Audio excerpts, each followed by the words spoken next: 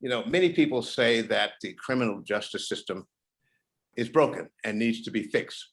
But there's another group that suggests that it's not broken at all, that in fact, it works exactly the way it was intended to work. It was designed to keep Black and brown people in check. The thin blue line that we often talk about, that thin blue line was to protect white communities and others from Black people who are deemed to be more criminal, more devious, more dangerous than other members of society.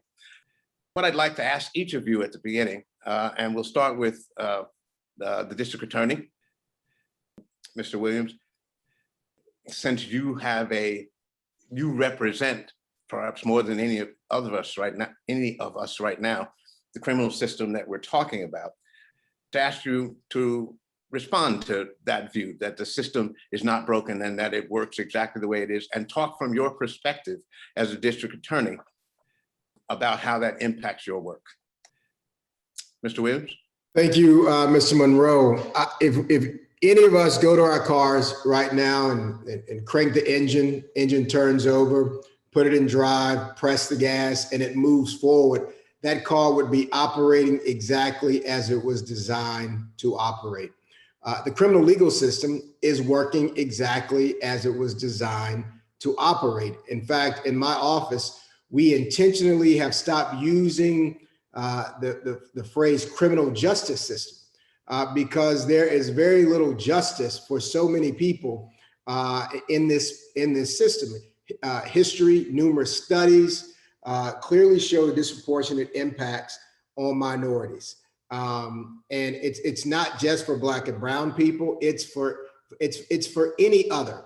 It's sexist, it's racist, it's xenophobic, and that is 100% by design. In fact, when the criminal legal system was designed, the only people that were voting, the only people who were weighing in were white men. And it was absolutely designed to do what it does, which is to protect and serve one group and over police and over prosecute another. People were up in arms, and rightfully so, this summer at the death of George Floyd. But truth of the matter is, we should have been up in arms with the fact and the idea that 2 police cars and 3 police officers are arriving at a store because possibly a bad $20 bill might have been passed. That simply would not have happened at Neiman Marcus or Saks Fifth Avenue, which really amplifies the dual purposes of our system. As district attorney, I believe it is my job to increase safety and deliver justice. And there are a number of folks who believe that the district attorney's office does not work for them. So one of the things that my office has been working really hard at is building community trust and breaching those and building bridges where that trust has been breached.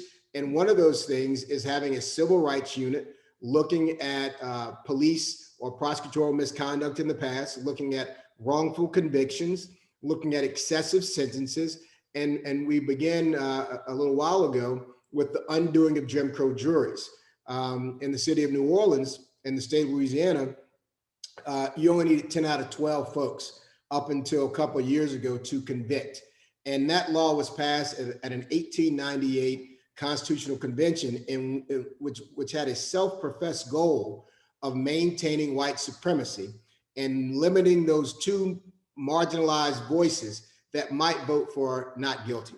And so we are not just looking forward, but we're also looking backwards so that we can start to convince the public, the media, all neighborhoods, that a prosecutor's office actually works for every single neighborhood here in Orleans Parish.